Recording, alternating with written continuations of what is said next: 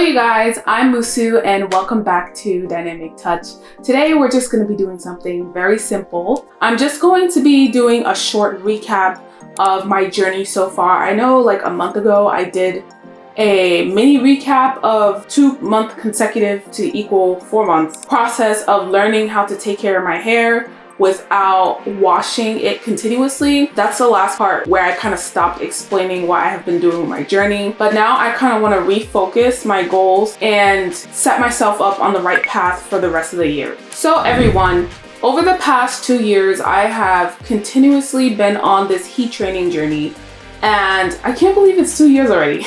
My first goal was just learning how to flat iron my hair. Once I learned how to flat iron my hair, then I had to master my straight hair routine. My third goal was learning how to keep my hair straight. Just learning how to keep my hair straight and what styles were appropriate for my hair during certain seasons was definitely a learning curve. So my fourth goal concerns the challenge that I just completed, where I wanted to know how it would be to wear my hair consistently straight and out for a long period of time. I do not know any naturals personally in my real life or any heat trained naturals who wear their hair out consistently for an extended period of time. Well, except my sister Jaso, but she's not heat trained or anything or heat altered. So I had to really push the boundaries. I think this is one of the hardest things I've done for my hair so far, is to go 2 months without washing my hair. It was so difficult for me because I just wasn't used to it. I was not used to it. The second time I was a little bit better, but it was not easy. I was talking to a couple ladies in the comments. Now I know how they feel when they say they can't go 2 weeks without washing their hair.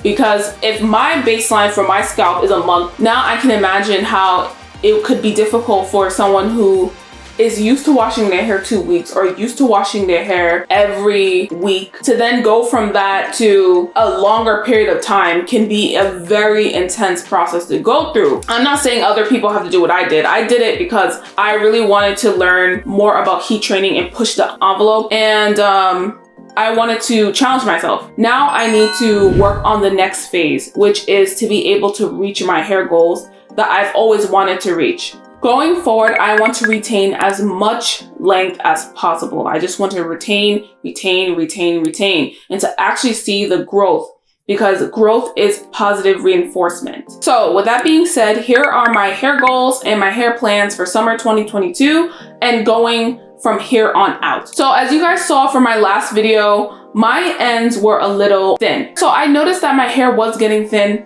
and I noticed some issues. So I had Jaso assess my hair care plan. She was able to identify some key issues that I was having in my heat training plan. One of the major issues that was causing me to have setbacks was the wooden brush that I had used. Now, a couple months ago, I had tried the BBB method and I used it on my scalp and I loved it. But what happened was I began to use the wooden brush with these small teeth, not only on my scalp, I begin to run it through my new growth. This brush does not work well with kinky coily hair. It works well with the heat trained portion of my hair, but not with the hair that is still kinky coily. Then I began to see white bulbs at the end of the hair that I was detangling. And in fact, that this brush was yanking my hair out from the roots. And I didn't even realize it because I just loved it so much. So this may have caused a lot of unnecessary damage. I didn't even use a wide tooth comb, guys. I'm not even gonna lie. I didn't finger detangle. I was just using this brush. So this brush has caused me to have increased hair fall. And I plan to flat iron my hair on camera so you guys can see where my hair is right now. Sometimes I think just because your hair is heat trained or just because I thought that my hair was heat trained, I could use these tools. Yeah, like I naturally had straight hair, right? And I don't naturally have straight hair, so it wouldn't make sense for me to use this on kinky curly hair. I will be continuing to use that brush for scalp care though, because I feel like it's beneficial as long as I'm not raking it through my hair. It is beneficial for scalp care. I also went ahead and purchased this wide tooth comb. It's so well crafted, handcrafted from the same brand. Like, it's so smooth. But yeah, I purchased the wide tooth comb because that's what I should have done in the beginning. And I think you can see from the tips, even the tips of this comb, that it's just gonna be totally softer on my hair.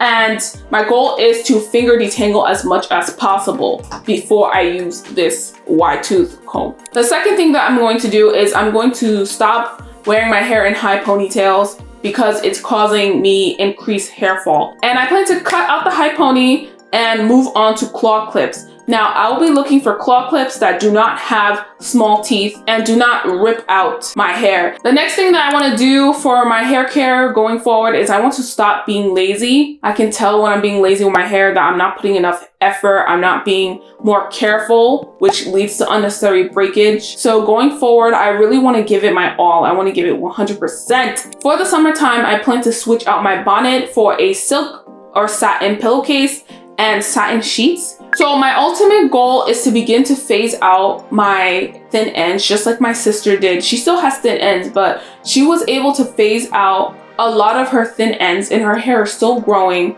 over the course of 6 months. So imagine what her hair is going to look like at the end of the year.